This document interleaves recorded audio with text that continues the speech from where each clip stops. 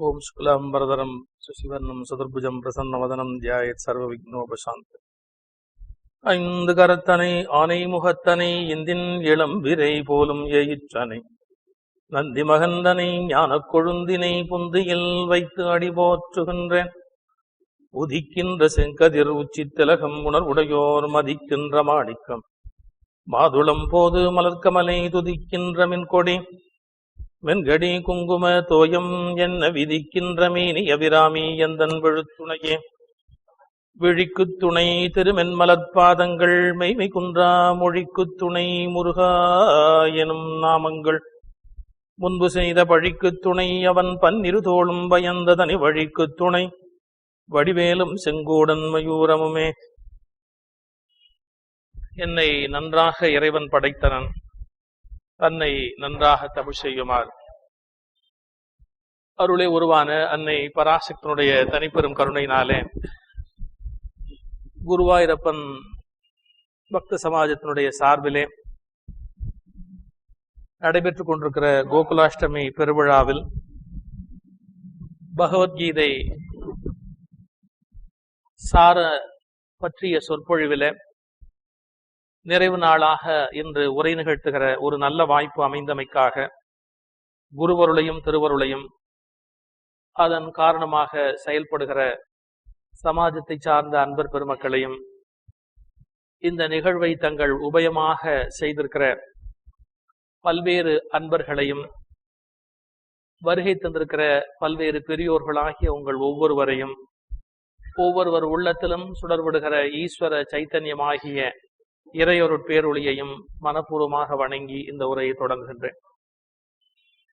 கீதை ஒரு ஆச்சரியமான நூல். மனித குலத்தினுடைய சகல பிரச்சனைகளுக்கும் பலவிதமான கேள்விகளுக்கும் விடை சொல்லுகிற ஒரு நூல்.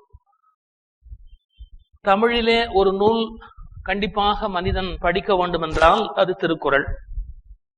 வடமொழியிலே ஒரே ஒரு நூல் எப்படியாவது படித்து விட வேண்டும் என்று யாராவது சொன்னால் அப்படி கண்டிப்பாக படிக்க வேண்டிய நூல் பகவத்கீதை. நம்முடைய வேத உபனிஷதங்கள் ஞானம் இவை அனைத்தும் ஒரு பால் என்று கருதப்பட்டால் ஒரு இந்தியாவையே நீங்கள் பசுவாக கற்பக பசுவாக உருவகம் பண்ணிக்கொண்டு 4 வேதங்களை அந்த பசுவினுடைய மடியினுடைய 4 காம்புகளாக கொண்டு அதில இருந்து பெருகி வருகிற பாலாக சகல உபனிஷதங்களையும் கொண்டு அதிலிருந்து திரட்டப்படுகிற வெண்ணெய் என்று சொன்னால் அந்த வெண்ணெயை திரட்டி கொடுத்த ஆயர்பாடியின் இடையன்தான் கண்ணன். அவன் எந்த பசுவிலிருந்து எந்த பாலை எந்த வெண்ணெயை உலகத்துக்கு வழங்கினான் என்றால் இந்தியாவினுடைய பெரு ஞானமாகிய வேத உபநிடத சாரங்களாகிய பால், அதிலிருந்து திரட்டப்பட்ட வெண்ணெய் பகவத்கீதை. அதனால கோகுலாஷ்டமி அன்னைக்கு வெண்ணை வச்சு நைவேத்தியம் பண்ணினால் அது சந்தோஷம் மனசுக்கு. ஆனால் பகவத்கீதையை புத்திக்குள்ளே வாங்கி கொண்டால் அது வாழ்க்கைக்கு சந்தோஷம். அந்த பகவத்கீதையில நேற்று வரையில நாம பார்த்த பகுதி மனிதனுடைய இந்திரியங்கள் அவனை எந்த அளவுக்கு சங்கடப்படுத்துகின்றன. அவன் கர்மயோகியாக வாழ நினைக்கிற போது இந்திரியங்கள் தன்வசப்படுத்தி கொண்டு அவனை என்ன பாடுபடுத்துகின்றன. ஜிதேந்திரியன் என்று இந்திரியங்களை எல்லாம் ஜெயித்தவனாக பொறி புலன்களை எல்லாம் வசப்படுத்தியவனாக ஒருவன் செயலை செயலுக்காக செய்கிற ஞானியாக எப்படி வாழ்வது என்பது பற்றி வரை நேற்று நாம ஓரளவு சிந்தனை பண்ணினோம்.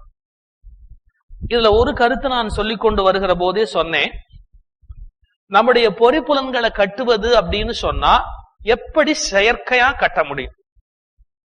நம்ம கடுமையான சில விரதங்களை எல்லாம் அனுஷ்டிக்கிறோம் நம்முடைய உணர்வுகளை எல்லாம் கட்டுப்படுத்துறதுக்காக, மனசு ஒடுங்குவதற்காக அப்படின்னு கடினமான சில விரதங்களை எல்லாம் நாம அனுஷ்டிக்கிறோம். ஆனா ஒரு ஆச்சரியம் என்ன தெரியுமா, நாம இது மாதிரி இதை அடக்கணும் ஒடுக்கணும் அடக்கணும் ஒடுக்கணும் அடக்கணும் ஒடுக்கணும்னு எவ்வளவுக்கு பிளான் பண்றோமோ அவ்வளவுக்கு அவ்வளவு அது ஜாஸ்தியாயிடும். இந்த மாதிரியான கவலை இல்லாதவர்கள் கூட கவலைப்படுறதே கிடையாது. ஒண்ணும் பிரச்சனை இல்லை. இதெல்லாம் நான் மாத்தணும் அப்படின்னா அது நம்மளை குப்புற கவுத்துட்டு மறு வேலை பார்க்கும். ஒரு ஆச்சரியமான விஷயம், நாம மனச அடக்குகிற விஷயம் யாருக்கு தெரியக்கூடாதுன்னா மனசுக்கு மட்டும் தெரியக்கூடாதுன்னு. எங்கேயாவது மனசுக்கு தெரியாம நாம ஏதாவது பண்ண முடியுமா? மனசை அடக்குகிற விஷயம் மனசுக்கு தெரியக்கூடாது அப்படின்னா ஏன் அப்படின்னா, அதை அடக்க போறோம்னு தெரிஞ்சு அதை ஊரை கூட்டிடும், நம்மள உண்டு இல்லைன்னு ஆக்கிடும். நம்மளை குப்புற தள்ளி அது மேல ஏறி உட்காந்து நம்மளை குத்தின்னு இருக்கும். இதுக்கு ஒரு உருவகம் சொல்றது உண்டு. குதிரை வச்சிருந்தார் ஒருத்தர், மனசு குதிரை தானே, குதிரை வச்சிருந்தார். அது என்னமோ ஒரு நோய் இருக்கு அப்படின்னு மிருக வைத்தியரை போய் பார்த்தார். மிருக வைத்தியர் சொன்னார் மருந்து கொடுங்கன்னு சொல்லி மருந்து கொடுத்தார். குதிரை சாப்பிட மாட்டேங்கிறது. அந்த டாக்டர் சொன்னார், எங்கேயாவது குதிரை தானா மருந்து சாப்பிடுமா? ஒரு மூங்கி குழால அந்த பக்கமா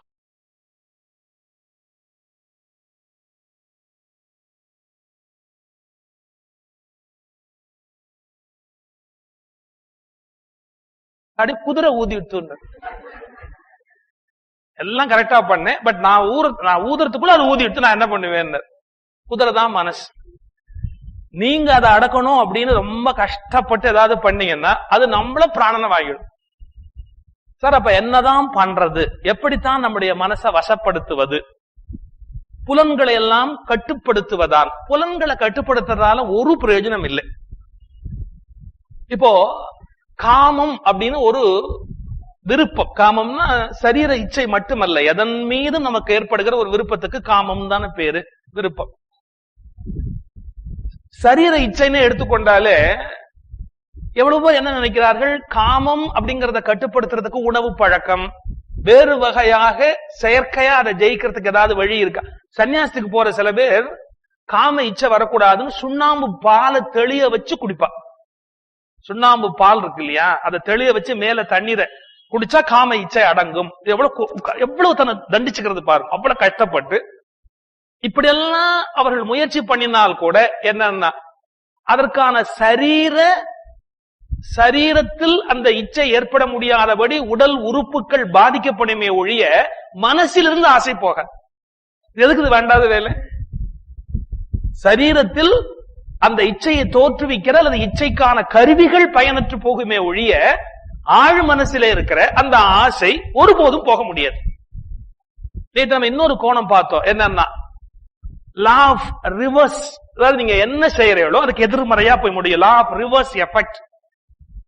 இதுல இருந்து விலகணும் அப்படின்னு நீங்க இப்படியே போனீங்கன்னா அது எவ்வளவு விலகிறீர்களோ அவ்வளவு வேகமா திரும்ப இழுக்கும். ஒரு வில்லு நீங்க எவ்வளவு இழுக்கிறீர்களோ அவ்வளவு மறுபடியும் அந்த வில் வேகமா அந்த பக்கம் அம்ப கொண்டு போய் செலுத்திடும். சுவாமி விவேகானந்தர் சொல்றார், சன்னியாசம் வாங்கினதுக்கு அப்புறம் ராமகிருஷ்ணரை பாக்குறதுக்கு வரும்போது அவர் வருகிற தெருவழியில தாசிகள் வீடு இருக்கு. ஷார்ட்கட் மடத்துக்கு உள்ள வரணும்னா, ராமகிருஷ்ணனுடைய இடத்துக்கு வரணும்னா வழியில தாசிகள் வீடு இருக்கு. இது வழியா போறதுக்கு ஒரு மனசு இஷ்டப்படல. நாம ஒரு சன்னியாசி, நாம இந்த வழியா எப்படி போறது? அவெல்லாம் கேலி பண்ணி வேற பேசுவான் அந்த பெண்கள். அதனால பெரிய ரவுண்டு சுத்தி அதுல இருந்து தாண்டி ரொம்ப தூரம் தள்ளி போவார் விவேகானந்தர். ஆனா தள்ளி போகும்போது அவர் சொன்னாராம், நான் இன்னும் முழு சன்னியாசி ஆகலைன்னாராம். ஏன்? எவ்வளவுக்கு எவ்வளவு விலகுகிறேனோ அவ்வளவுக்கு அவ்வளவு பயம் இருக்குன்னு தான் அர்த்தம். நான் நார்மலா இருந்தா அதே தெருவழியா போக வேண்டியதுதானே. சோ இன்னும் எனக்கு பூர்ண சந்நியாசம் வாய்க்கல. ஏன்? எவ்வளவுக்கு எவ்வளவு நான் எதிர் திசைல போறேனோ அவ்வளவுக்கு அவ்வளவு அதன் ஈர்ப்பின் பயங்கரம் இருக்கிறது. அதான் அதுக்கு அர்த்தம். அதை எப்ப அடையிறாருன்னா ராமகிருஷ்ணர் சித்தியானதுக்கு அப்புறம் அதே விலை மகளிர் தாசிகள் ராமகிருஷ்ணனுடைய சரீரத்துக்கு முன்பு வந்து விழுந்து அழுதார்கள் மடத்துக்குள்ள. மற்றவாள்லாம் உள்ள வரக்கூடாது அப்படின்னு. இவாள்லாம் எப்படி உள்ள வரலாம்? வர வேண்டிய அவசியம் இல்லை. அப்ப விவேகானந்தர் சொன்னார், விடுங்கள். ஏன்? ராமகிருஷ்ணர் அவர்கள் வந்தபோது கூட முகம் சுளித்ததில்லை, அவர்களோடு இனிமையாக அளவலாவிக் கொண்டிருப்பார். ஏன்? அவருக்கு அந்த மாதிரி குற்ற உணர்வு கிடையாது. அவர்கள் வந்து உட்கார்ந்தா கூட அவர் பாட்டுக்கு பேசிக் கொண்டிருப்பார். எனவே குருதேவர் இவர்களை ஒருபோதும் வெறுத்ததில்லை. அவர்களை உள்ள வரக்கூடாதுன்னு சொல்றதுக்கு நமக்கு அதிகாரம் இல்லை. கொஞ்சம் அந்த இரண்டாவது நிலை விவேகானந்தருடைய நிலை. மூன்றாவது, அவர் வெளிநாடெல்லாம் போயிட்டு திரும்பி வந்ததுக்கு பிறகு, வெளிநாடெல்லாம் போய் திரும்பி வந்ததுக்கு அப்புறம் அவருக்கு ஜெயப்பூர் சமஸ்தானத்துல வரவேற்பு கொடுக்கிற போது, அதுக்கு அடுத்த சமஸ்தானத்துக்கு போன போது ஒரு தாசி ஆடி பாடி அவரை வரவேற்கிறதா இருந்தது. அப்போ அவர் நினைக்கிறார், என்ன இது ஒரு தாசி நம்மளை வரவேற்றா அது என்ன நியாயம் அப்படின்னு சொல்லி அந்த விழாவுக்கு போகாம புறக்கணிச்சுட்டார். அந்த நேரத்துல அவள் ஒரு பாடல் பாடினார், நரசிம்ம மேத்தாவுடைய பாடல்னு சொல்லுகிறார்கள். அவ பாடினா, அவ என்ன அழகான ஒரு பாடல் பாடுகிறா. பாரஸ்னு ஒரு கல் இருக்கு, அந்த பாரஸ் கல் கசாப்பு கடை அறிவாள தொட்டாலும் அது தங்கமா ஆயிடும். சுவாமி விக்கிரகம் இருக்கு இல்லையா, பித்தளையில பஞ்சலோகத்துல எதுல செய்யப்பட்ட பித்தளை விக்கிரகமா இருந்தா கூட அந்த பாரஸ்கல் அதை தொட்டுட்டா அது தங்கமாயிடும். பாரஸ்கல் அவ்வளவு பெரிய ஆற்றல் வாய்ந்தது. அது கசாப்பு கடை அறிவாள தொட்டாலும் தங்கம், பித்தளை விக்கிரகத்தை தொட்டாலும் தங்கம். இத சொல்லிட்டு அவ சொல்றா, விவேகானந்தர் மீன் பண்ணி அந்த பெண்ணு பாடினா என்ன, பாரஸ்கல் கசாப்பு கடை அறிவாளையும் தாழ்வா பார்க்காது, சுவாமி விக்கிரகத்தை உயர்வா பார்க்காது. ஏன்னா அதுக்கு தன்னோட சக்தியில நம்பிக்கை உண்டு, எதை தொட்டாலும் தங்கமாக்கிடலாம்னு. நீ உண்மையான பாரஸ்கல்லா இருந்தா என்னையே புறக்கணிக்கிறேன். இது பகவானை குறிச்சு நரசிம்ம மேத்தா பாடுற பாடல். நீ பாரஸ்கல்லா இருந்தா இறைவா, என்னையே நீ புறக்கணிக்கிற அப்படின்னு இந்த அர்த்தம் வர்ற பாடல அந்த பெண் பாடின. அப்போ விவேகானந்தர் எழுந்து போய் அந்த பெண்ணை பார்த்து புன்முறுவலோட வணக்கம் சொல்லிட்டு உள்ள போயிட்டார். அதாவது ஏற்றுக்கொண்டு விட்டார், அவருடைய அந்த ஆர்குமெண்ட்டை ஏற்றுக்கொண்டு விட்டார். அதான் சொல்வார்கள், ராமகிருஷ்ணர் அவருக்கு காவியை கொடுத்தார், அந்த பெண் தான் அவருக்கு சந்நியாசம் கொடுத்தாள். முழுமையான பூரணமான இன்னொரு தரத்தில் ஈர்ப்பில்லாத அந்த ஞானமயமான வாழ்க்கையை அந்த பெண் கொடுத்திருக்கார். அதனால பொறி புலன்களை வெளியில இருந்து அடக்கிறதுனால எந்த விதமான பயனும் இல்லை. சரி, அப்ப அதுக்கு நமக்கு கிடைச்சிருக்கிற கவுண்டர் என்ன, எப்படி நம்முடைய மனசை வசப்படுத்துறது, அல்லது இந்திரியங்கள்ல இருந்து துன்பங்கள்ல இருந்து விடுதலை அடைந்து ஸ்திதப்பிரஜனாய் கர்மயோகியாய் ஞானியாய், ஸ்திதப்பிரஜனாய் கர்மயோகியாய் ஞானியாய் எப்படி இருக்க முடியும்? இதுக்கு என்ன சஜஸ்ட் பண்றாங்க? இதெல்லாம் நெகட்டிவா யோசிக்காத, காமத்தை அடக்கணும், கோபத்தை அடக்கணும், அத்தை பண்ணணும், இதெல்லாம் நினைக்காத. நினைக்கிறது எதிர்பக்கத்தை கொண்டு போய் விட்டுடும். என்ன பண்ணலாம்? ஒரே வழி, விழிப்படைதல். நமக்குள்ள இருக்கிற ஞானத்தை விழிப்படைய வைத்தல். இந்த சர்ச்சைக்கே போறதில்லை, காமம் வெல்லப்பட வேண்டியதா கோபம் வெல்லப்பட வேண்டியதான்னு போறதில்லை. விழிப்படைதல், தன்னுடைய ஆற்றலை பூர்ணமாக மலர்த்துதல். எப்படி? இது என்ன சொல்லுகிறார்கள், இந்த திபேத்ல எல்லாம் லாசா யூனிவர்சிட்டி, அதுல இருக்கிற லாமாக்களுக்கு ஒரு ட்ரைனிங் உண்டு. நல்ல குளிர்ல அவ உடம்புல இருந்து வேத்து கொட்டணும், நல்ல குளிர்ல அவ உடம்புல இருந்து வேர்வை அப்படியே சொட்டணும். எப்படி முடியும்னா, குளிர அவ இக்னோர் பண்ணிடணும். குளிர்றது அப்படிங்கறத விட எனக்கு இப்ப வேர்க்கிறது, எனக்கு இப்ப வேர்க்கிறது, எனக்கு இப்ப வேர்க்கிறது, இத கொடுக்க கொடுக்க கொடுக்க கொடுக்க என்ன ஆகும் அப்படின்னா, எனக்கு இப்ப வேர்க்கிறது, எனக்கு இப்ப வேர்க்கிறதுன்னு சொல்ல சொல்ல உடம்புல இருந்து வேர்வை வர ஆரம்பிச்சிடும். வெளியில எப்படி இருந்தாலும், வெளியில சீதோஷணங்கள்லாம் எப்படி இருந்தாலும், தன்னை பொறுத்த அளவில் ஒரு மனோநிலையில மாற்றத்தை கொண்டு வந்துட்டா என்ன ஆகும்? அது வேலை செய்யாது. வெளியில இருக்கிற குளிர் ஒன்னும் பாதிக்காது. இப்ப நம்மளால முழுசா அப்படி முடியாட்டி கூட கொஞ்சம் கொஞ்சமா ட்ரை பண்ணி பார்க்கலாம்னு சொல்லுகிறார்கள். எப்படி? இப்ப வெளியில குளிர்றதுன்னு வச்சுங்க, கண்டிப்பா இப்ப குளிர், மழை பெய்ய போறது, குளிரும். அப்ப நம்ம மைண்டுக்கு என்ன இன்ஸ்ட்ரக்ஷன் கொடுக்கணும்? என்னால 1 மணி நேரம் குளிர் தாங்க முடியும், இந்த குளிர் எனக்கு ஒரு பெரிய விஷயம் அல்ல. இப்படி ஒரு இன்ஸ்ட்ரக்ஷன் கொடுக்க கொடுக்க கொடுக்க என்ன ஆகும் அப்படின்னா, அந்த குளிர் நம்மை பாதிப்பதில்லை. சோ நம்முடைய ஆளுமை திறனை, நம்முடைய பர்சனாலிட்டியை, நம்முடைய மனசின் பலத்தை, நம்முடைய பாசிட்டிவ் சைடுக்கு தான் இன்ஸ்ட்ரக்ஷன் கொடுக்கணுமே ஒழிய, நான் இத்த ஜெயிக்க போறேன் அத்தை ஜெயிக்க போறேன்னு சொல்லி தேவையில்லாத எதிர்மறை சிந்தனைகளை வளர்த்துக் கொள்ளக்கூடாது. இந்த வெளியில குளிரும் போது குளிரலேன்னு சொன்னா அது எப்படி சார் அப்படி நடக்கும்னா, ஹிப்னாட்டிசம் பண்ணி பார்த்தவாளுக்கு தெரியும். ஹிப்னடைஸ் பண்ணி டேபிள்ல பேஷண்ட படுக்க வச்சிருக்கா. அப்படி படுக்க வச்சவங்க கையில ஏதாவது ஒரு தங்க காசு இல்ல சாதாரண ஒரு காசு அதை அப்படி கையில வச்சுட்டு, அவன் இப்ப அந்த ஆழ்நிலை தூக்கத்துல இருக்கிறான். அப்படி படுத்திருக்கிறவன் கையில இது மாதிரி ஒரு காசை வச்சுட்டு மெதுவா அந்த மனோநல மருத்துவர் சொல்லிக்கிட்டே வரான்னு வச்சுக்கோ, இப்போ உன் கையில ஒரு நெருப்பு துண்டை வைக்கிறேன்னு சொல்லி அந்த காசை வச்சா ஒரு பெரிய ஆச்சரியம் என்னன்னா, அது நெருப்பு துண்டு அல்ல. ஆனா இந்த நெருப்பு துண்டை வைக்கிறேன்னு வச்சா கை வெந்து விடும். எப்படி கை வெந்து போக முடியும்? அது நெருப்பு அல்ல. அப்ப நம்ம அறிவுக்கு எட்டின வரையில நெருப்ப கையில வச்சா கை வெந்து போகும். வச்சிருக்கிறது ஒரு காசு தான். வச்சுட்டு அவனுடைய ஆழ் மனசுக்கு இது நெருப்புன்னு சொல்லிட்டா ஒரு ஆச்சரியம் பாருங்க. ஆழ் மனம் இது நெருப்பு, கை வெந்து விட்டதுன்னு உத்தரவு கொடுத்தா கை வெந்து விடுகிறது. அப்ப ஆழ் மனசுக்கு எவ்வளவு பெரிய பலம் இருக்கு. புறத்தில் நடக்காத நிகழ்வுகளை கூட அது நடந்ததாக உத்தரவு பிறப்பிக்கும். அப்போ நடக்கிற நிகழ்வுகளை நடக்காததாக ஆக்கிற பலமும் ஆழ் மனசுக்கு உண்டு. இப்படி பொறிப்புலன்களுடைய வேட்கையினால் பாதிக்கப்படாதவராக தன்னை எவன் கட்டிக்கொள்ளுகிறானோ அவன்தான் யோகி. வேற புற வெளியில இருக்கிற எந்த நிகழ்வுகளாலும் அவன் பாதிக்கப்படுறதே இல்லை. எத்தனை சம்பவங்கள் எத்தனை நடந்தாலும் அவன் பாதிக்கப்படுவதே இல்லை. இதெல்லாம் சொல்லி முடித்துட்டு அப்புறமா 9வது ஸ்லோகத்துல அர்ஜுனா, கர்மத்திலிருந்து ஏன் விலகுகிறார்கள் தெரியுமா? உலகத்துல ஜனங்கள் பந்தங்களின் பயத்தினால் கர்மங்களை விடுகிறார்கள். அது நேர்மையானது அல்ல. எல்லாரும் என்ன சொல்றா, நான் இந்த காரியத்தை பண்ணினா பந்தப்பட்டு போயிடுவேன். இந்த பிறவில நான் ஒரு காரியம் பண்ணினா அடுத்த பிறவில மறுபடியும் அந்த காரியம் எதிர்மறை விளைவை ஏற்படுத்தும். ஆக்ஷன் ரியாக்ஷன், ஆக்ஷன் ரியாக்ஷன், எதிர்மறை விளைவை ஏற்படுத்தும் அப்படின்னு சொல்லி வருத்தப்படுற. ஒரு சின்ன ஜோக் எல்லாரும் சொல்றதுதான். பையன் எடுத்து ஒரு புழுவை குத்திட்டு இருந்தான் ஊசியால.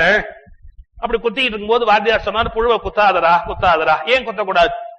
இல்லப்ப அடுத்த ஜென்மத்துல புழு பையனா பிறக்கும், நீ புழுவா பிறப்ப, அப்ப அது குத்தும். அவன் திருப்பி சொன்னான், இல்ல இல்ல போன ஜென்மத்துல அந்த புழு பையனா பிறந்து குத்துச்சு, அந்த கணக்கை தான் நான் இப்ப செட்டில் பண்றேன். இது வந்து யூசுவலான ஒரு ஜோக், எல்லாரும் சொல்றதுதான். அப்ப கர்மா பந்தப்படுத்தும். நீங்க என்ன செயல் பண்ணினாலும் அந்த செயலுக்கு விளைவு எதிர்விளைவு விளைவு எதிர்விளைவுன்னு போய்கொண்டே இருக்கும். இப்ப இந்த கர்மாலேருந்து விலகி கர்மங்களில் இருந்து செயலில் இருந்து வினையில் இருந்து விலகி போகிறார்களே, அவங்க எதுக்கா சன்னியாசியா வெளியே போறாங்க? இந்த கர்மா பந்தப்படுத்துறது, நான் இது மாதிரிலாம் ஒரு காரியம் பண்ணிவிட்டா அது அவ்வளவு என்ன வந்து பாதிக்கும் அப்படின்னு நான் விலகி போறேன் அப்படின்னு சொல்றாங்க.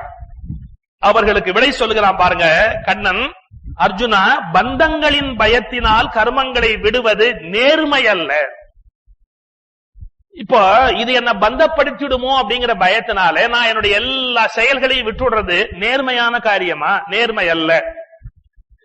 யஜ்ய கர்மாக்கள் தவிர மற்றைய கர்மங்களில் ஈடுபட்டுள்ள மனிதர்களே கர்மத்தால் பந்தப்படுகிறார்கள். ஒரு கர்மத்தை யஜ்யமாக செய்தால் அவர்கள் பந்தப்படுவது இல்லை. கர்மங்களை கர்மங்களாகவே செய்கிறவர்கள் பந்தப்படுகிறார்கள். உன்னை புரிஞ்சுக்கோ, கர்மங்களால் பந்தப்படவில்லை, கர்மங்கள் பற்றிய மனோபாவத்தால் பந்தப்படுகிறார். ஒரு செயலை செய்யறான், அந்த செயலை செய்யற போது இவன் மனம் அதுல என்ன நிலையில இருக்கோ அதை பொறுத்துதான் பந்தப்பட முடியுமே ஒழிய, ஒரு செயல் செய்யற போது இதை நான் செய்யல, இதுல கர்த்தா பரமாத்மா தான், நான் இதுல எந்த வகையிலுமே இந்த செயலை நான் செய்யல அப்படின்னு எல்லாம் பரமாத்மா செய்யறாருங்க உணர்வோட செஞ்சா எப்படி அந்த கர்மா அவனை பந்தப்படுத்த முடியும்? இப்ப நான் செய்யறேன் அப்படிங்கிற எண்ணத்தோட நான் ஒரு காரியத்தை பண்ணினா மானவமானம் புகழிகள் எல்லாமே என்னுடையதா போயிடும். ஏன்னா என்னுடைய வரவு செலவு கணக்கு என்னோடதா போறது. இதனுடைய எல்லா வரவு செலவு கணக்கும் அவனோடது. ஏன்? அவர் செய்யறார், நான் செய்யல. கர்த்தாதான் என்ன விலைக்கும், நான் சாட்சி மாத்திரமா பார்த்துக்கிட்டு இருக்கிறேன். அது நடக்க ஆரம்பிச்சுடும். இந்த உணர்வோடு செய்கிற போது அது எப்படி என்ன பற்ற முடியும்? நன்மை தீமைகள் ஒன்றும் அறியேன் நமோ நாராயணா என்னும் இத்தனை அல்லால். ஆழ்வாருடைய வாக்கு. மாணிக்கவாசகன் திருவாசல பாடுறார், நன்றே அபிராம் என்றால அபிராம் பட்ட நன்றே வருகினும் தீதே விளைகினும் நான் அறிவது ஒன்றேயும் இல்லை. நன்மை தீமைகள் ஒன்றும் அறியேன் அப்படிங்கிறார். நன்றே செய்வாய் பிழை செய்வாய் நானோ இதற்கு நாயகமே அப்படிங்கிறார் மணிவாசகர் திருவாசகத்துல.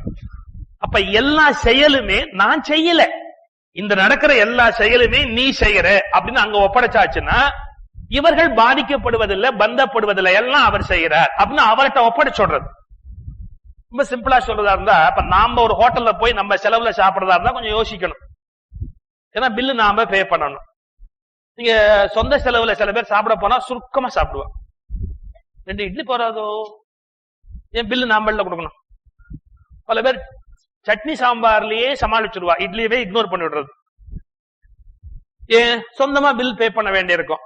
இப்ப யாரான ஒருத்தர் சொல்றாரு வச்சுங்க, ஒரு ஹோட்டல்ல அவருக்கு அக்கௌண்ட் இருக்கு, இல்ல அவர் வந்து அந்த ஹோட்டல்ல ஸ்டே பண்ணிருக்காரு, நீங்க வந்துட்டு ஒண்ணு கவலைப்படாதீங்க, என் ரூம் நம்பர் சொல்லிட்டு நீங்க சாப்பிட்டுங்கோ அப்படின்னா பாதாம் அல்வால இருந்து ஆரம்பிக்க வேண்டியதுதான். ஏன்னா பில் அவரோடது இல்லையா? நான் ஹியூமன் டெண்டன்சியை சொல்றேன், எல்லாரும் அப்படிதான் இருக்கிறாங்க அர்த்தத்துல சொல்லல. சுகர் பேஷண்டா இருந்தா கூட அன்னைக்கு பாதாம் அல்வா சாப்பிட்டுக்குவா, ஒரு நாள் தானே இப்ப என்ன கெட்டு போச்சு. ஏன் பில்லு அடுத்தவா கொடுத்தா ஒரு நாள் தானே இப்ப என்ன கெட்டு போச்சு. Human tendency. ஏன்? தன்னுடைய வரவு செலவுன்னு வருகிற போது நாம பாதிக்கப்படுறோம். இந்த அவ்வளவு செலவு வரவு எல்லாமே கணக்கு அங்க போயிடுறது அப்படின்னு சொன்னா நாம பாதிக்கப்படுறது இல்ல. இதேதான் நம்முடைய செயலை செய்து பாவ புண்ணியங்களை நம்ம கணக்குல வரவு வைக்கிற வரையில பந்தப்பட்டு கொண்டே இருப்போம். மறுபடியும் பூமியில வந்து அந்த கணக்கு செட்டில் பண்ண வேண்டியிருக்கும். ஆனா இது எல்லாமே அவர் கணக்கு. நன்மை தீமைகள் ஒன்றும் அறியேன், நன்றே செய்வாய் பிழை செய்வாய். ஆனா இல்ல, அந்த கர்த்தா நான் என்பதுல இருந்து வித்ரா பண்ணியாச்சு. பரமாத்மாவே கர்த்தா அப்படின்னு முடிவாயிடுச்சு. வித்ரா பண்ணியாச்சுன்னா என்ன வேணும் செயல் செய்யலாமே, என்ன பண்ணினாலும் அது என்ன ஆகிறது, இறைவனுக்குரியதாக. இத வச்சுதான் நம்முடைய சமய ஞானிகள் ஒரு நிர்பந்தத்துல பண்ணுகிற கொலைகள் கூட நியாயப்படுத்தப்பட்டிருக்கிறது இல்லையா?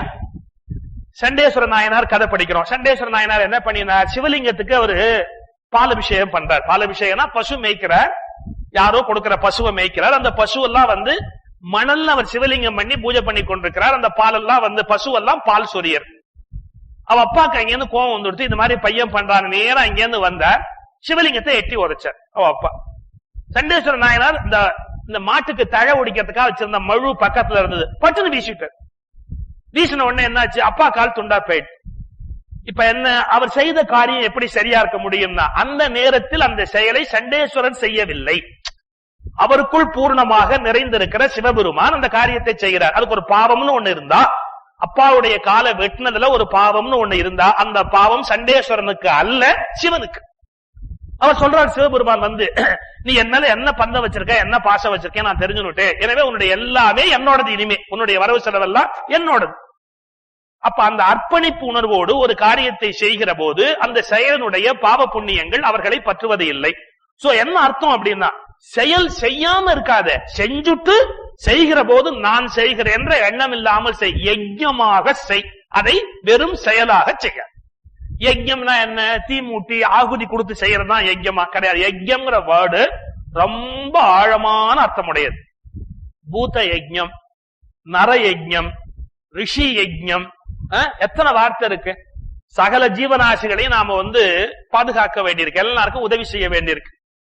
அப்புறம் ரிஷிகள்லாம் எழுதி வைத்திருக்கிற வேதங்கள், ஞான நூல்களை ஓத வேண்டியிருக்கு. அந்த நூல்களை எல்லாம் ஓதுகிற போது அது ரிஷி யஜ்ஞமா இருக்கு. அவருடைய அந்த ஞானத்தை படிக்கிறோம் பாருங்க, காலம்பரை இங்க நாராயணியம் படிச்சாலே, அப்ப என்ன, அது ரிஷிக்கு செய்யப்பட்ட யஜ்ஞம். அது என்ன நெருப்பு இருக்கு, என்ன யாக குண்டம் இருக்கு, ஒண்ணும் இல்லை. இந்த செயலை தன்னுடைய நன்மைக்காக அல்லாமல் லோகக்ஷேமத்துக்காக அந்த செயலை செய்கிறார்கள். அப்ப என்ன ஆகிறது, அது யஜ்ஞமாகிவிட்டது. அது ரிஷிக்கு செய்யப்படுகிற யஜ்ஞம். அப்புறம் தேவர்களை எல்லாம் கூப்பிட்டு அக்னியில ஆகுதி கொடுத்து அவர்களுக்கு, தேவர்களுக்கு நம்ம வழிபாடு பண்றோம், அது தேவர்களுக்கு செய்யப்படுகிற யஜ்ஞம். உன் வீட்டு கதவை தட்டி பசிக்கிறதுன்னு ஒருத்தன் சொல்றான் இல்லையா, அவனுடைய பசிக்கு நீ உணவு கொடுக்கிற.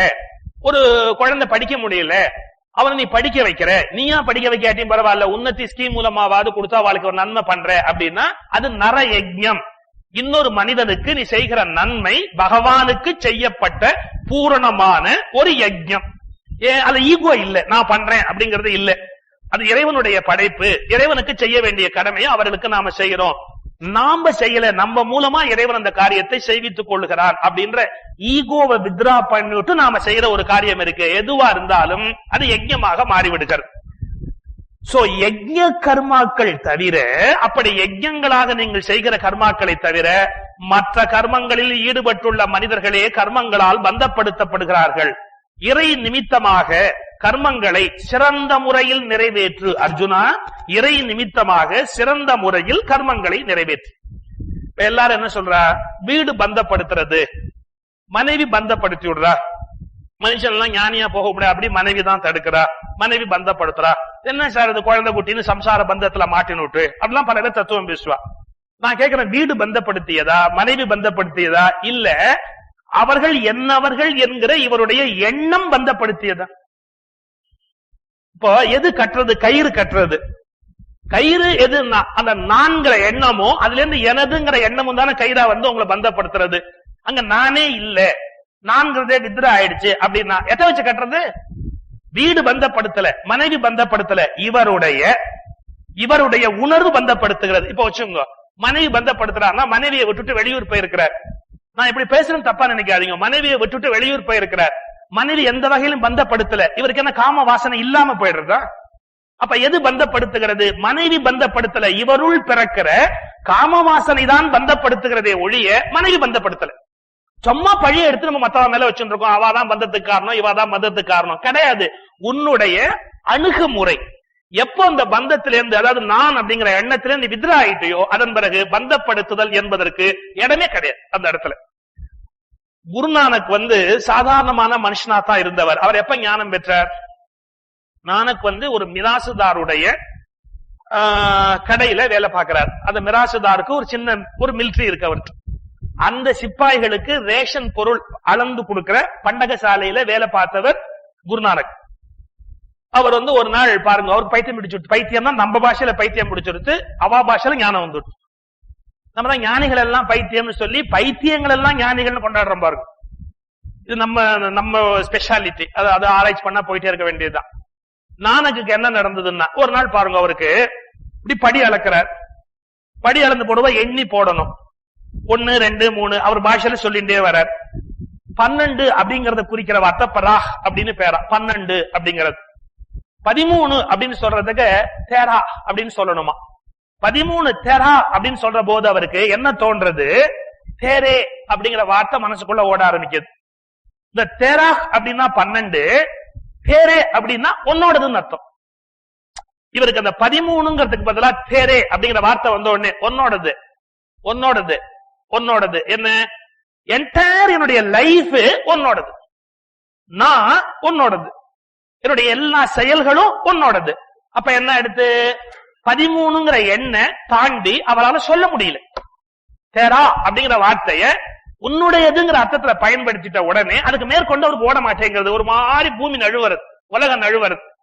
கணக்கு நோட் புக் எடுத்தா 12 13வது பக்கம் வந்த உடனே நின்று போயிடு. 14 வரல, 15 வரல.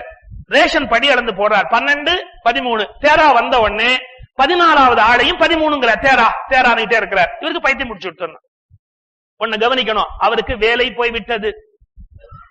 எப்ப பார்த்தாலும் 13 13 எண்ணிட்டு இருந்தாருன்னா அவருக்கு யார் வேலை கொடுப்பா? வேலை போயிடுச்சு. படியளக்கிற சின்ன வேலை போயிற்று. ஆனால் என்ன, பகவானால் படியளக்கப்படுகிற பெரிய வேலை நானக்கு வாய்த்து விட்டு அவருடைய எல்லாம் தகர்ந்து போயிடுத்து. ஒரு மளிகை கடையில் வேலை பார்க்கிறவன் நானக் என்பதுல இருந்து உலகத்தின் நன்மைக்கான ஊழியன் என்கிற எல்லைக்கு நானக் விரிவடைகிறார் குருநானக். அவர் என்ன மாறிவிட்டார்? தான் அப்படிங்கிற எண்ணத்தை வித்ரா பண்ணிவிட்டார். உன்னுடையது, நானே, இந்த வாழ்க்கையே, என் சரீரமே, என் செயல்களே, என் சிந்தனைகளே எல்லாமே உன்னோடது. இனிமே நான் எதுவும் இல்லை. எனவே செயல் செய்யாமல் இருத்தல் சாத்தியம் அல்ல. அந்த செயலை யஜ்ஞபூர்வமாக, யஜ்ஞம் என்ற உணர்வோடு செய்வதுதான் பந்தப்படாமல் தப்பிக்கிற வழி. கர்மாக்கள் பந்தப்படுத்துவது இல்லை, நம்முடைய மனோபாவங்களே பந்தப்படுத்துகிறது அப்படிங்கிற கான்செப்ட அடுத்த ஸ்லோகத்துல பகவான் சொல்றான். அப்புறம் 10வது படைப்பை பற்றிய ஒரு சீக்ரெட். பிரஜாபதி கல்பத்தினுடைய ஆதியிலே இந்த பிரபஞ்சம் மூலம் விருத்தி அடைக அப்படின்னு சொல்லி இந்த பிரபஞ்சத்தை கொடுக்கிறார். அது கொடுக்கிற போது என்ன சொல்லுகிறார்? இந்த பிரபஞ்சத்தினுடைய படைப்பே ஒரு யஜ்ஞம். நீங்கள் யஜ்ஞங்களின் மூலமாக விருத்தி அடைவீர்கள் ஆகுக. யஜ்ஞங்கள் மூலமாக உங்களை விருத்தி பண்ணிக் கொள்ளுங்கள். நீங்கள் என்னென்ன விரும்புகிறீர்களோ அந்த இச்சைகளை இந்த யஜ்ஞங்கள் உங்களுக்கு அளிக்கட்டும் அப்படின்னு. இந்த பிரபஞ்சத்தினுடைய படைப்புல இறைவன் செய்த செயல் எந்த விதமான லாப நோக்கோ எதிர்நோக்கோ உடையது அல்ல. இன்னும் கூட கொஞ்சம் நாம எல்லா மதங்களிலும் பேச்சு வழக்குக்காகவும் மக்களுக்கு புரியணுங்கிறதுக்காகவும் தப்பான ஒரு வார்த்தையை யூஸ் பண்றோம். என்ன தப்பான வார்த்தை தெரியுமோ? இந்த பூமி கடவுளால் படைக்கப்பட்டதுன்னு சொல்றோம் பாருங்க, அது தப்பு. ஏன்னா கடவுள் படைப்பவர் அல்ல. உண்மையில கடவுள்ங்கிறது யாருன்னா, he is not the creator, he is the creativity. படைப்புதான் இறைவனை ஒழிய படைப்பவன் என்கிற தனி நிலை அல்ல. நாம யூசேஜ்ல கடவுள் படைக்கிறார், கடவுள் அழிக்கிறார் அப்படின்னு சொல்லிட்டே இருக்கிறோம். இன்னும் சரியா சொல்றதா இருந்தா தி ஸ்பான்டேனியஸ் ஃபிளவரிங், ஒரு பூ பூக்கிறது. இந்த பூ பூக்கிறது, அந்த பூ எப்படி பூத்துக் கொள்ளுகிறதோ அப்படி பகவான் இந்த பிரபஞ்சத்தை பூத்துக் கொள்ளுகிறார்.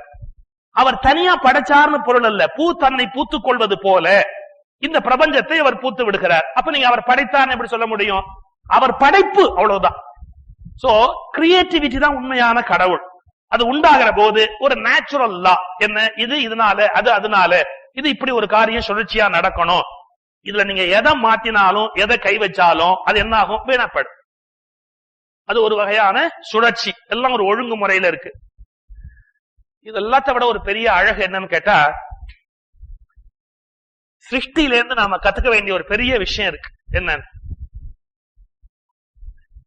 ஒரு நல்ல ஆர்டிஸ்ட விட்டு நீங்க ஒரு படம் போட சொல்லுங்களேன், படத்துக்கு கீழே அவர் கையெழுத்து போடுறாரா இல்லையா? எனக்கு ரொம்ப பிடிச்ச ஆர்டிஸ்ட் மணியம் செல்வன். ரொம்ப அழகா வரைவார். அவ அப்பா மணியம் நல்ல டிராயிங், அதே மாதிரி இவரும் ரொம்ப அருமையான ஆர்டிஸ்ட் மணியம் செல்வன். ரொம்ப நல்லா படம் வரைவார். கீழே மேசே அப்படின்னு போட்டிருப்பார். எந்த ஓவியரா இருந்தாலும் கீழே வந்து அந்த படத்துக்கு கீழே அவருடைய கையெழுத்து போட்டிருப்பார். சிற்பி பெரிய ஓவியர், அவர் சிற்பங்கள் எல்லாம் வரைவார். தன்னுடைய பேரை விட்டுட்டார். ஏன்னா எந்த சிற்பியாலேயோ செய்யப்பட்ட சிலையை தானே நான் வரையறேன் அப்படின்னு சிற்பி அப்படின்னு கீழே போட்டார். பட் கொஞ்சம் கவனிங்க, எந்த படைப்பாளியும் இது யாரால் படைக்கப்பட்டது என்கிற முத்திரையை அதுல கீழே போடுறானே இல்லையா? இது யாரால் படைக்கப்பட்டது அப்படின்னு. இவ்வளவு என்னத்துக்கு தியாகையர் கீர்த்தனையை படைக்கிறார், யாருடைய கீர்த்தனைன்னு முத்திரை வைக்கிறாரா இல்லையா? ஞானசம்பந்தர் தேவாரம் படைக்கிறார், தேவாரம் இது யாருடைய தேவாரம்னு சொல்லி மறை தமிழ் ஞான சம்பந்தன் அப்படின்னு தன்னுடைய முத்திரையை வைக்கிறார். எந்த படைப்புவாதியும் எந்த படைப்பு திறனுடையவனும் தன் படைப்பில் தன்னுடைய பெயரையோ ஒப்பத்தையோ அடையாளத்தையோ தன்னால் படைக்கப்பட்டது அப்படின்னு வைக்கிறார். ஆனா இந்த பிரபஞ்சத்தை ஒரு நாள் உத்து பாருங்க, நல்ல ஊன்றி பாருங்க. இந்த பிரபஞ்சத்தின் படைப்பாளி தன்னால் இது படைக்கப்பட்டதுங்கிற அகங்காரத்தை எங்கேயாவது வச்சிருக்கான? ஏன்னா படைப்பு ஈகோலெஸ். ஏன் கடவுளை நம்மால புரிஞ்சுக்க முடியல அப்படின்னா, இது என்னால் படைக்கப்பட்டது அப்படின்னு சொல்லி படைப்பில் இருந்து அந்நியமாகி அவன் வெளியில நிக்கவே இல்லை. படைப்பே அவன் தான். அப்போ இது என்னால் படைக்கப்பட்டதுங்கிற அகங்காரம் இம்மியும் இல்லாதபடி சிருஷ்டி படைக்கப்பட்டிருக்கிறது. இப்ப நீங்க அதுல ஒன்றியாச்சு அப்படின்னு சொன்னா உங்களுடைய அகங்காரமும் போயிடுது. ஏன்னா ஈகோலெஸ் தான் படைப்பே. நீங்க அதுல போய் ஒன்றியாச்சு அப்படின்னு சொன்னா என்ன ஆகிறது? நம்ம அகங்காரமும் இல்லாமல் போயிடுறது. பிரபஞ்சத்துல பூ பூக்கிறது, மழை பெய்யறது, வானவில் அடிக்கிறது, மலையில இருந்து அருவி கொட்டுறது, அது மாதிரி இவர் கவிதை எழுதுறார், அது மாதிரி இவர் பேசுறார், அது மாதிரி இவர் ஓவியம் வரைகிறார். நான் ஓவியம் வரைந்தேன் என்பது அல்ல, நான் பேசினேன் என்பது அல்ல. இயற்கையில் எப்படி பூ பூத்ததோ, எப்படி மழை பெய்ததோ, எப்படி அருவி பொங்கியதோ, எப்படி உயிரினங்கள் கோடி கோடியாக விதவிதமான வண்ணத்தில் தோன்றினவோ, அதுபோல் இவரிடமிருந்து பேச்சு தோன்றியது, இவரிடமிருந்து கவிதை தோன்றியது, இவரிடமிருந்து இந்த செயல் தோன்றியது. அப்ப என்ன? Egoless stage. கம்ப்ளீட்டா அந்த படைப்பு கர்த்தாவாகிய இறை நிலையில் இவர்கள் நிற்கிற நிலை.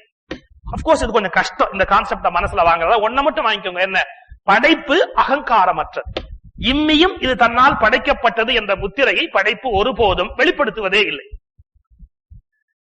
அப்போ நாமும் நம்முடைய செயல்களை எப்படி அந்த கிரியேட்டிவிட்டி நடந்திருக்கு, ஆனா அதுக்கான அகங்காரம் இல்லையோ, அதே போல நம் மூலமாகவும் பல செயல்கள் நடத்தப்பட வேண்டும். அதுல எப்படி கடவுளுடைய அடையாளம் வெளிப்படவில்லையோ அப்படி நாமும் வெளிப்படாமலேயே அந்த காரியத்தை நடத்தும். அப்ப அதே மாதிரி இதுவும் ஒழுங்காயிடுறது. இதுல பாவ புண்ணியம் இல்லாமல் போயிடுது. நமக்கு பாவ புண்ணியம் இல்லாம போயிடுது. ஈகோ இல்லாததால தான் இந்த பாவ புண்ணியம் கடவுளுக்கு இல்லாம போச்சு. இப்ப நான் தான் இந்த உலகத்தை படைச்சிருக்கிறேன், எல்லாம் மரியாதையா உண்டியல்ல காசு போடுங்க. உண்டியல்ல காசு போட பயில தொலைச்சிருவன், தொலைச்சு ஜாக்கிரதை அப்படின்னா என்னாச்சு? அந்த படைப்புல ஒரு அசிங்கம் நடந்துடுச்சு இல்லையா? நீங்க அவரை கும்பிட்டாலும் கவலைப்படல, கும்பிடாட்டியும் கவலைப்படல, ஒழிகன்னு எழுதினாலும் கவலைப்படல, வாழ்க அப்படின்னாலும் கவலைப்படல. ஏன்? இது எதனாலும் பாதிக்கப்படாதது அந்த இறை நிலை.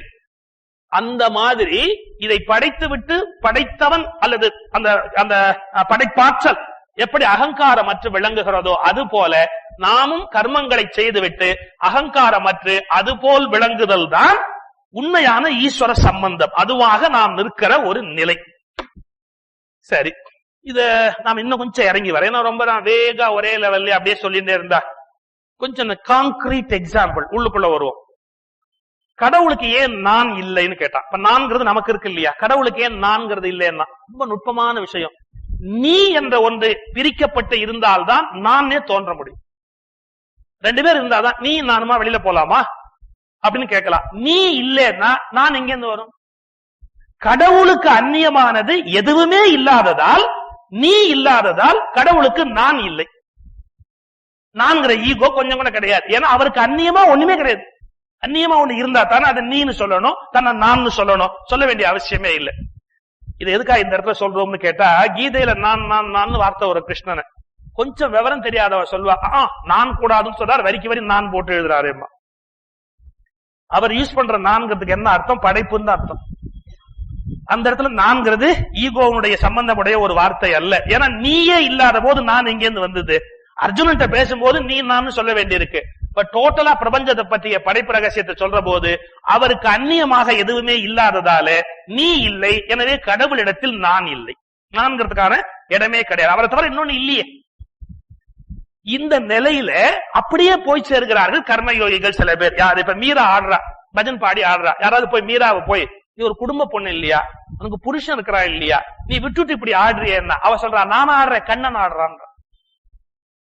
தான் ஆடுவதா என்னைக்காவது மீராக்கு ஒரு பிரம்மம் வந்திருக்கா? மீரா என்கிற ரஜபுத்திர அரசி ஆடுகிறாள் அப்படிங்கிற எண்ணம் அவளுக்கு இருந்ததா? கிடையாது.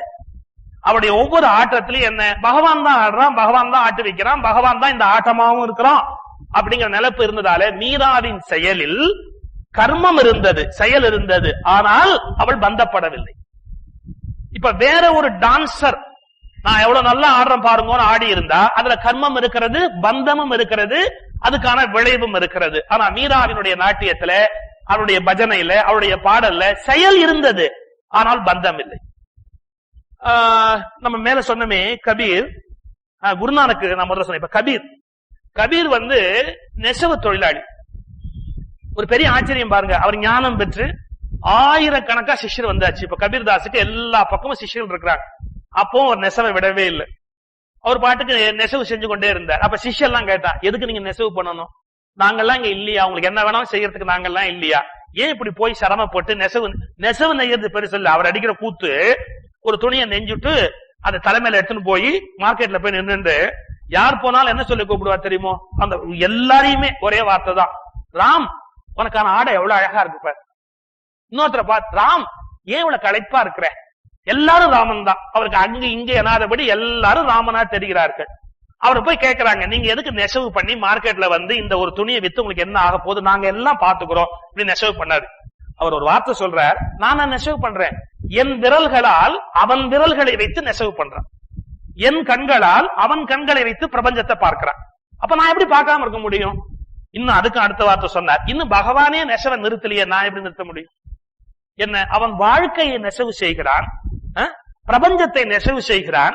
இந்த நெசவுல இருந்து அவனே வித்ரா பண்ணலையே, அவனே என்ன கர்மா பண்ணிட்டு தானே இருக்கிறான். அப்ப நான் எப்படி வித்ரா பண்ண முடியும்? உண்மை அது அல்ல, அதையும் தாண்டிய உண்மை என்ன, இந்த செயல் இறைவன் என்னுள் இருந்து நிகழ்த்துகிற செயல்.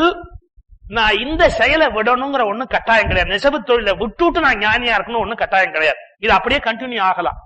ஞானி ஆயிட்டா அதெல்லாம் விட்டுடணும் அப்படின்னு ஒண்ணு கட்டாயம் கிடையாது. எதை விட்டுணும் தெரியுமா? நான் நெசவு செய்கிறேன் எண்ணத்தை தான் விடணுமே ஒழிய நெசவை விடுவது ஞானம் அல்ல. நெசவை நான் செய்கிறேன் என்பதை விடுவதுதான் ஞானம். மனுஷா யாரும் செயல் செய்யாம இருக்க முடியாது. எல்லா செயலையும் செஞ்சுட்டு நான் செய்கிறேன் எண்ணத்தை விட இதை இறைவன் செய்கிறான் அந்த டிரான்ஸ்பர்மேஷன் கம்ப்ளீட்டா வந்துட்டா கர்மாக்கள் நிகழும், ஆனா யஜ்ஞங்களாக நிகழும். அது கர்மாவா பந்தப்படுத்துகிற கர்மங்களாக நிகழாது. என்ன, நம்ம குருநானக் பார்த்தோம், கபீர் தாஸ் பார்த்தோம். இன்னொரு ஆச்சரியமான விஷயம் சொல்லட்டுமா? இயேசு கர்மயோகி. எந்த இடத்துல இயேசு ஜீசஸ் கிரைஸ்ட் சிலுவையில அறையறா, சிலுவையில வச்சு முதல் ஆணி அடிச்ச போது அவருடைய ஸ்டேட்மெண்ட் என்ன அப்படின்னா, ஆணி அடிச்ச உடனே அவர் முதல்ல கொடுத்த ஸ்டேட்மெண்ட், இறைவா இது என்ன நடந்து விட்டது. அவரால் நம்ப முடியல. அவர் என்ன எதிர்பார்த்தார் தெரியுமோ? தனக்கு ஒரு தீமை நிகழ்த்துகிற போது கடவுள் பிரசன்னமாகி தன்னை காப்பாற்றுவார், அற்புதம் நிகழும். இயேசு நம்பினார். அப்ப நடக்கல, அந்த கணத்துல நடக்கல, அந்த ஆணி அடிச்ச வினாடியில நடக்கல. அப்போ அவர் சொல்லிட்டார் ஒரு வார்த்தை, டக்குன்னு கமெண்ட் வந்துருது, என்ன இது என்ன நடந்து விட்டது. அடுத்த செகண்ட் இது என்ன நடந்து விட்டது, நீ என்ன காட்டுகிறாய், நீ என்ன இது மூலமா வெளிப்படுத்துற அப்படின்னு கடவுளை முதல்ல கொஸ்டின் பண்ணிட்டார் இயேசு. நெக்ஸ்ட் செகண்ட் சொல்றார், என்ன, எது உன் சித்தமோ அதுவே நடக்கும். இப்போ ஆணி அடித்த வினாடியில் இயேசுவின் மனோநிலையில் கர்மம் இருந்தது. thy will be done, நீ என்ன நினைக்கிறியோ அதுதான் நடக்கும் சரண்டர் ஆறார் பாருங்க. அப்போது அந்த கர்மம் யஜ்ஞமாகி விட்டது. செயல் தன்னை இழந்து இறைவனுடைய சித்தப்படியே இது நடந்து கொண்டிருக்கிறது என்ற முடிவுக்கு வராரு பாருங்க. ஏன் எனக்கு அந்த அற்புதத்தை காட்டல அப்படின்னு கேட்ட போது, சாதாரணமான மேரியின் மகனாக இருக்கிறார், தச்சனின் மகனாக இருக்கிறார். ஆனால் thy will be done, நீ என்ன நினைக்கிறாயோ இறைவா அதுதான் நடக்கும் என்ற வினாடியில் உண்மையான ஜீசஸ் கிரைஸ்ட் ஜனனமாகிறார். அவருக்குள்ள இருக்கிற அந்த கர்மா நின்று கர்ம யஜ்ஞமாகி யோகியாய் ஞானியாய் இயேசு சிலுவையில் பிறக்கிறார். நீங்க அப்ப என்னன்னா, உலகம் முழுக்க நீங்க தேடினாலும் மனிதன் செயல்களை செய்கிறான், ஆனால் செயல்களால் பந்தப்படாதபடி அதை இறைவன் செய்கிறார் என்ற தெளிவுக்கு போகிற போது அதே செயல் கர்மமாக மாறிவிடுகிறது. இந்த சொன்னா இன்னும் மணிக்கணக்கா இதே கான்செப்ட் நம்ம சொல்லிட்டே இருக்கலாம். பிறகு ஒரு சந்தர்ப்பம் வரும்போது சொல்றேன். அடுத்தது என்ன சொல்றார், நீங்கள் யஜ்ஞங்கள் மூலம் தேவர்கள், நீங்க என்ன யஜ்ஞங்கள் செய்கிறீர்களோ அந்த யஜ்ஞங்கள் மூலம் தேவர்கள் மேன்மை பெறுகிறார்கள். தேவர்களை மேன்மை செய்யுங்கள். ஒரு யஜ்ஞத்தின் மூலமாக தேவர்கள் உங்களை மேன்மை அடைய செய்யட்டும். இப்ப நமக்கு ரொம்ப நாளா ஒரு மனசுக்குள்ள ஒரு கேள்வி எல்லாருக்கும் இருக்கும், இந்த தேவர்கள் அப்படிங்கறதெல்லாம் உண்மையா இல்லாட்டி உருவகமா அப்படின்னு. ஆரம்ப காலத்துல என்னுடைய சின்ன அறிவை வைத்துக் கொண்டு நான் படிக்க ஆரம்பிச்ச காலத்துல இதெல்லாம் உருவகம்னு தான் தீர்மானமான முடிவுல இருந்தேன். ரொம்ப காலம் ஒரு உருவகமா சொல்றா, சிம்பாலிக்கா சொல்றா, நல்லவர்களை எல்லாம் தேவர்கள்னு சொல்றாங்க அப்படின்னு. பட் அண்மை காலமா உலகத்துல ஏற்பட்டிருக்கிற சில ஆராய்ச்சிகள், சில முடிவுகளுக்கு அப்புறம் நாம எண்ணி பார்க்க முடியாத பல உண்மைகள் இப்ப புலப்பட்டிருக்கு. இன்னும் சரியா சொல்றதா இருந்தா, ஒரு 50 வருஷத்துக்கு முன்னாடி இந்தியா போன்ற இந்த கீழே நாடுகளை மேல்நாட்டு சிந்தனையாளர்கள் எள்ளி நகையாடி சிரிச்சான். இவ ரொம்ப மூட நம்பிக்கைகள். நமக்கும் சைனீஸுக்கும் ரொம்ப நம்பிக்கைகள் ஜாஸ்தி. ஏசியன்ஸ்ல சைனீஸ், நாம குறிப்பா இறந்து போனவர்கள், ஆவிகள், இதெல்லாம் பத்தி நமக்கு ரொம்ப நம்பிக்கை ஜாஸ்தி நம்முடைய வழிமுறையில.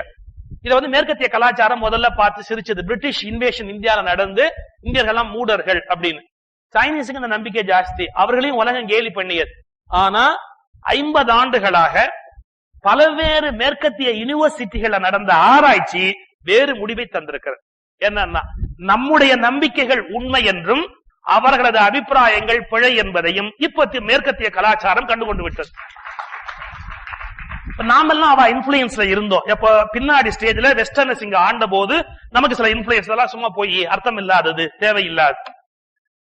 இதுக்கு ஒரு அருமையான விளக்கத்தை, யாரு தேவர்களா இருக்க முடியும், யார் தேவர்களுக்கு அப்பாற்பட்ட மற்ற சக்திகளாக, அதாவது தீய துர்தேவதைகளாக இருக்கக்கூடியது யாரு அப்படின்னா வேற ஒண்ணும் இல்லை. இந்த உலகத்துல வாழுகிற போது சராசரியாக பிறந்து சராசரியா வாழ்ந்து சராசரியா செத்து போறவா எவ்வளவு பேர் இருக்கா. ஆனா சில பேர் எப்படின்னா, நல்லதையும் எக்ஸ்ட்ரீம் தான், கெட்டதுலயும் எக்ஸ்ட்ரீம் தான். அவர்கள் இறந்து போயிட்டா ஒரு சிக்கல் இருக்கு. என்னன்னா, உடனடியாக அடுத்த கர்ப்பத்துல வர முடியாது. ஏன் வர முடியாதுன்னா, ரொம்ப புண்ணியம் பண்ணி ஒரு ஆன்மா மேல போயிட்டா அதுக்கு அப்பா அம்மாவா வர்ற புண்ணியம் பண்ண ஆத்மா கிடைக்காது. அத குழந்தையா அடையறதுக்குரிய புண்ணியம் பண்ணி இருந்தா வர முடியும். நீங்க ராமாயணத்துல தசரதனுக்கு குழந்தை இல்லை. நார்மலா ஒருத்தர் குழந்தை இல்லாட்டி நம்ம என்ன கமெண்ட் சொல்லுவோம்? நார்மலா ஒருத்தர் குழந்தை இல்லைன்னா, ஒரு குழந்தை இல்லையா, குழந்தை இல்ல, பாவம், இவ்வளவு ரொம்ப பாவ புண்ணியத்தை பத்தி தெரியும், பாவம் குழந்தை இல்லை. தசரதனுக்கு குழந்தை இல்லை, பாவம். பாவம்னு சொல்ல முடியாது, பகவானையே பிள்ளையாக பெறுகிற புண்ணியம் பண்ணிவிட்டதால் சராசரி மனித உயிரை பிள்ளையாக பெற்றுக் கொள்ளவில்லை. அது பாவம் அல்ல, அதீத புண்ணியம். தசரதன் எல்லையற்ற புண்ணியம் பண்ணி இருந்ததாலே ஒரு மனித உயிர் அவனுக்கு பிள்ளையா பிறக்க முடியாது. பகவானே பிறந்தா தான் உண்டு. அந்த அளவுக்கு எல்லையில இருக்கிறது அவனுடைய புண்ணியம். சோ பாவ புண்ணியங்களை பற்றி எப்பவுமே நம்ம கணக்கு வேற, கடவுளோட கணக்கு வேற. நம்ம கணக்கு வேற, கவர்மெண்ட் கணக்கு எப்பவும் வேற தானே. இதுல எல்லாத்திலயுமே அதே மாதிரிதான் பாவ புண்ணியத்தில் நம்ம கணக்கு வேற, பகவானுடைய கணக்கு வேற, அவன் எழுதிக்கிற கணக்கு வேற. இப்ப பாருங்களேன், ஹிட்லர் இருந்தா எத்தனை லட்சம் பேரை கொண்டுதான் தெரியுமா? கணக்கே கிடையாது. அவன் அப்படியே அந்த கேம்ப்ல உள்ள வச்சு கொண்ட ஜனங்களுடைய எண்ணிக்கைக்கு கணக்கே கிடையாது.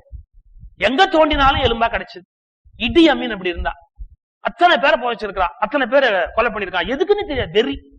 1000 இல்ல, 2000 இல்ல, லட்சக்கணக்கான பேரை கொண்டு விடுறது. அப்படி சீனால கூட ஒரு மைதானத்துல பசங்க கூடி கலாட்டா பண்ண போது அப்படியே விட்டு உழுதான் கூட அப்படின்னு எத்தனை ஆயிரம் பேர் செத்து போயிட்டான். இந்த மாதிரி சில பேர் உலகத்துல பிறந்து கொண்டே இருக்கிறார்கள். ஒரு ஹிட்லர், ஒரு முசோலினி, ஒரு மாவோ, ஒவ்வொரு மனிதர்கள் பல லட்சம் பேரை கொல்லுகிறார்கள். அதுக்கு ஏதோ ஒரு பேர் சொல்றான், கலாச்சார புரட்சி, நாங்க ஏதோ ஒரு நியாயத்துக்காக பண்றோம், ஏதோ சம் ஆர்குமெண்ட். ஆனா என்ன, கவலைப்படுறது இல்லை, லட்சக்கணக்கான பேரை கொண்டு விடுறது. இது ஒரு எக்ஸ்ட்ரீம். ஒரு உயிருக்கு கூட, ஒரு இம்மி கூட துரோகம் நினைக்காம, கொலை பண்ணாம எவ்வளவு பேருக்கு எவ்வளவு நல்லது பண்ண முடியுமோ அப்படி நல்லது பண்ணுகிற புண்ணியாத்மாக்கள். இன்னொரு பக்கத்துல நீங்க இந்த சித்தப்பிரஜனை பத்தி ஒரு ஸ்லோகம் வந்தது இல்லையா? அந்த சித்தப்பிரஜன் மாதிரி வாழ்ந்தவாள்லாம் யாராவது இருக்கிறாளான்னா இருக்கிறார்கள். நீங்க சில சாதுக்கள் எப்படி வாழ்ந்தாங்கன்னு நினைச்சா மயிர்கூச்சேரி. இலங்கையில ஒரு பெரியவர் இருந்தார், சாது அப்பாத்துறைன்னு பேர். இலங்கையில அது மாதிரி மகான்களை பல பேருக்கு தெரியாமே போயிட்டு.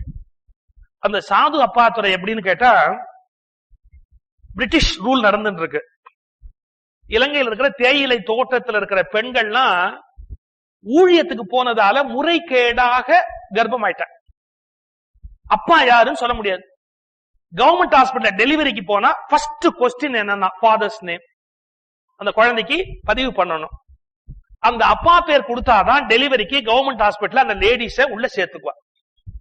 அந்த லேடிஸுக்கு சுயமா டெலிவரி எல்லாம் பாத்துக்கிற வசதி கிடையாது, ஏழை பெண்கள். ஆனா இதை வெளியிலயும் சொல்ல முடியாது, வாழ்க்கை அப்படி சிக்கல்.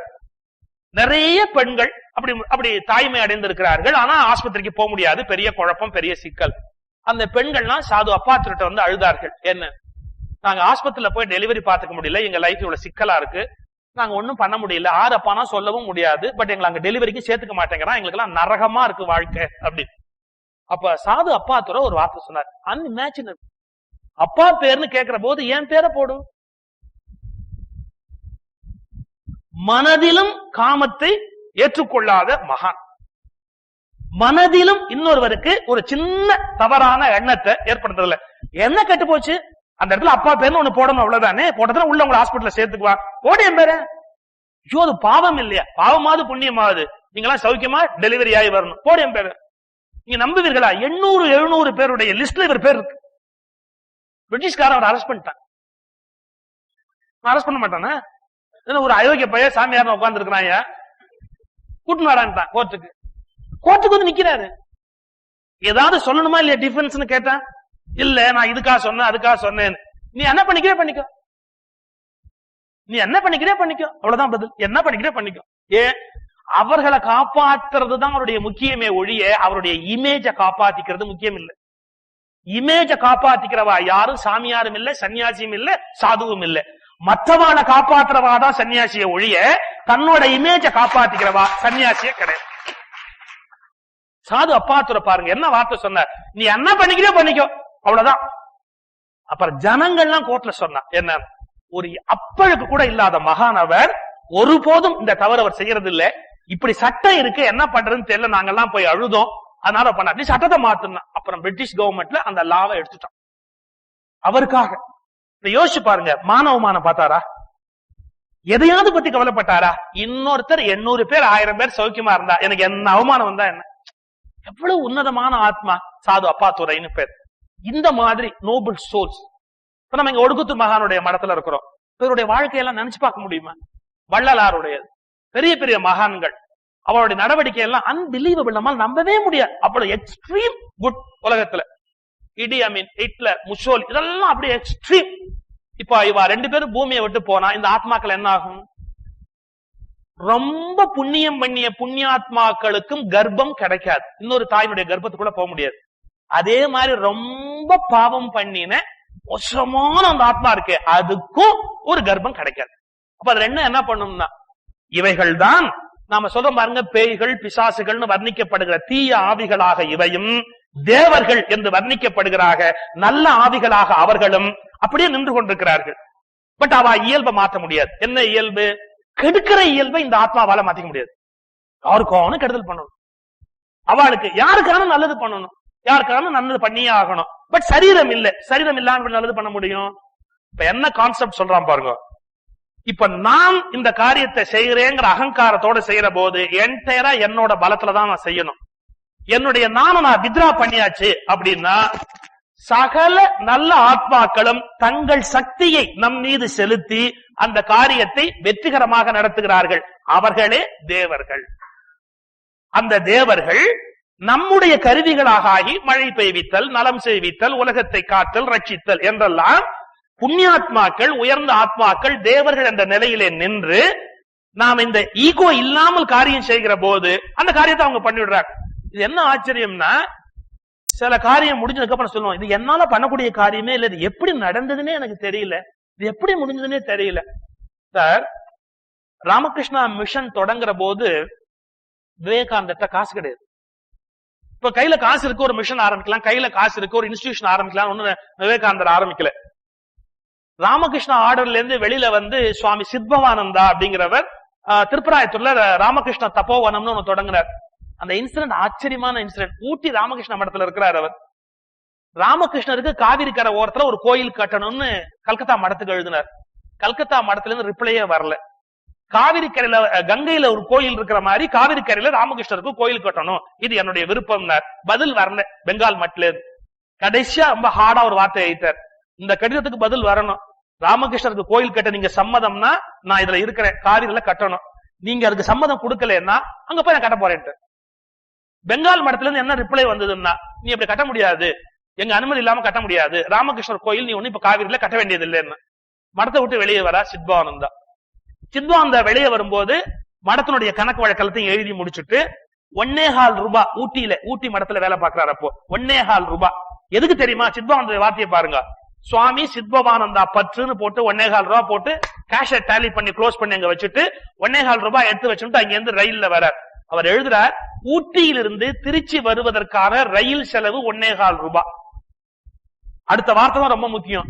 ஒரு ராமகிருஷ்ண மடத்து சன்னியாசி டிக்கெட் இல்லாமல் ரயிலில் பயணம் செய்கிற தேச துரோகத்தை விட தாய் மடத்திலிருந்து 1.25 ரூபாய் எடுத்துக் கொள்வது குறைந்தபட்ச குற்றம் என்பதால் 1.25 ரூபாய் எடுத்துக்கொண்டு நான் புறப்பட்டேன். வெறும் 1.25 ரூபாயோட ஊட்டி மடத்துல இருந்து வழியில சாப்பாட்டுக்கு காசு எடுத்துக்கல, அடுத்த மாதத்து துணிக்கு வேண்டிய காசு எடுத்துக்கல, 1.25 ரூபாய் ரயில் சார்ஜ் மட்டும் எடுத்துட்டு புறப்பட்டு திருச்சிக்கு வந்தார் சுவாமி சித்பவானந்தா. இன்னைக்கு அவர்கிட்ட எத்தனை இன்ஸ்டிடியூஷன் இருக்கு தெரியுமா? அவருடைய இன்ஸ்டிடியூஷன் நிறைய கல்லூரி, பெரிய ஆர்பனேஜ், மிகப்பெரிய நிறுவனங்கள், அற நிறுவனங்கள், கோடிக்கணக்கான ரூபாய் புழங்குகிற பெரிய நிறுவனம். இது எதையும் சித்பவானந்தா பணத்தை வச்சு ஆரம்பிக்கல. அங்கிருந்து புறப்படுற போது ராமகிருஷ்ணன் மீது தனக்குள்ள பக்தியை மட்டும் நம்பி வெளியில வர்றார். அப்ப நடந்துதான் இல்லையா? ஒரு ஆச்சரியம் என்ன அப்படின்னா, எந்த தனி மனிதனும் சாதிப்பதை விட அவன் இறையருளை தன்னோடு சேர்த்துக் கொள்ளுகிற போது, இல்லை இறையருளாகவே தன்னை முழுமையாக ஒப்படைக்கிற போது சாதிக்கிற சாதனை பல மடங்கு அதிகமா. நம்ம எல்லையில செய்யறதை விட அந்த எல்லையில செய்யக்கூடிய விஷயம் ஆச்சரியமான. இது எல்லாருக்கும் பொருந்தும். என்னுடைய திங்கிங் கொஞ்சம் வேற மாதிரிதான். மதர் தெரசா கல்கத்தாக்கு வந்தா தெரு தெருவா போற, ஒரு நாள் கையில இப்படி ஒரு காசை வச்சு மூடிட்டு இப்படி எதிர்த்தாப்புல இருக்கவன்ட்ட காமிச்சா, நான் ஒரு கோயில் கட்ட போறேன், தேவாலயம் கட்ட போறேன் அப்படின்னு. நிறைய பணம் வச்சிருக்கியா? வச்சிருக்கேன் அப்படின்னு. கைய காட்டுன்னா கைய திறந்தா 3 பைசா. அந்த காலத்துல 3 பைசா கையில இருக்கு. மதர் தெரசா கிட்ட எல்லாம் சிரிச்சான். உன்னை பைத்தியம்னு சொல்றது ரொம்ப கரெக்ட். 3 பைசா வச்சு இவ்வளவு பெரிய தேவாலயம் கட்ட முடியுமா? எங்கேயாவது ஆசைப்படுறிய நடக்குமான்னு.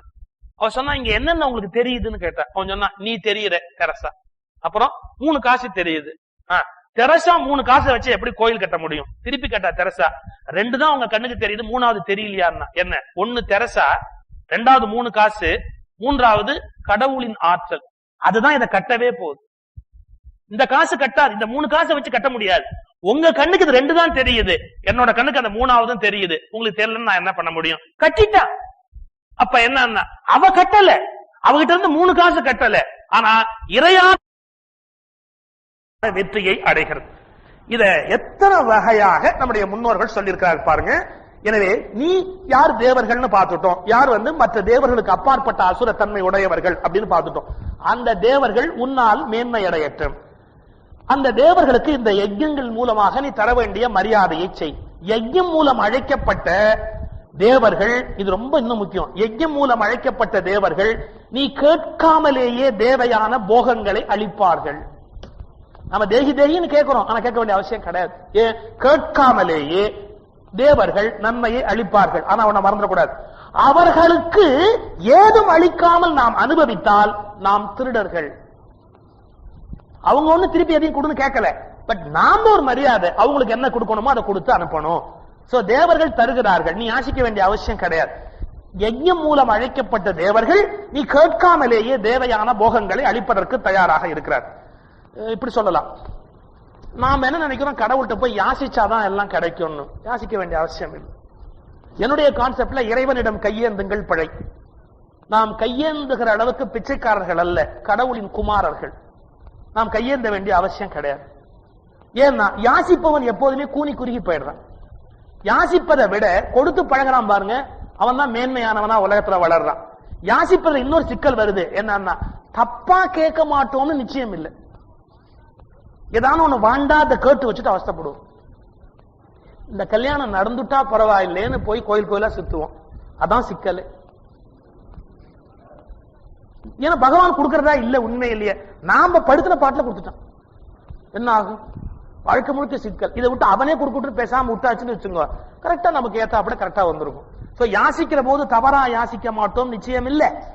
இன்னொன்னு என்ன அப்படின்னா, எப்போதுமே யாசிக்கிறவர்கள் இப்படி சொல்றேன், நான் அப்படி சொல்ல விரும்பல, வேற வார்த்தை சொல்றேன். என்னன்னா, பக்தன் ஒருபோதும் யாசிப்பதில்லை. பக்தன் ஒருபோதும் யாசிப்பதில்லை. ஏன்? நமக்கு என்ன கொடுக்கணும் என்ன கொடுக்க கூடாதுன்னு தெரியாத.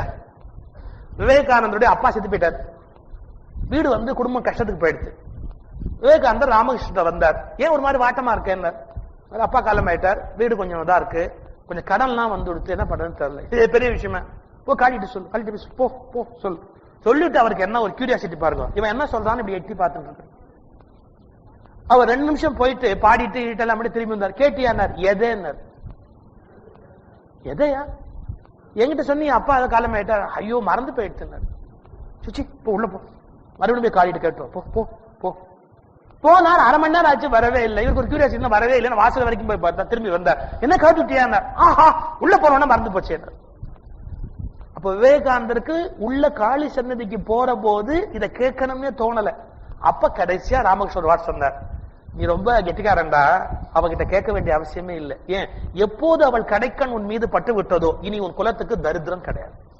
நீ கேட்கணும்னு அவசியம் இல்லை. அவருடைய கடைக்கண் பட்டு விடுது இல்ல, உன் குடும்பத்துக்கு இனிமேல் தரித்திரம் கிடையாது. இப்ப நீங்க ஒரு நிமிஷம் யோசிச்சு பார்க்கணும். மனிதன் தேவர்கள்ட்ட கேட்டுதான் கிடைக்கணுங்கிற அவசியமே கிடையாது. ஆனால் அவர்கள் கொடுப்பதை மகிழ்ச்சியாக பெற்றுக்கொண்டு அதே நேரத்தில் அவர்களுக்கு ஏதும் அளிக்காமல் நாம் விட்டுவிடக்கூடாது. இன்னொன்னு, அவர்கள் கொடுத்ததையும் தான் மட்டுமே அனுபவிக்க வேண்டும் என்று எண்ணுகிறவன் திருடன். அதை எல்லோரோடும் பங்கிட்டுக் கொள்ளுகிறவன் தான் உண்மையான ஞானி. உனக்கு கிடைக்கிறதா? எல்லாரோடையும் அதை பங்கிட்டுக்கணும், அதை அத்தனை பேரும் அனுபவிக்கணும். ஏன்? மகிழ்ச்சியை பங்கிட பங்கிட பங்கிட மகிழ்ச்சி அப்படியே கூடிக்கொண்டே போகிறது.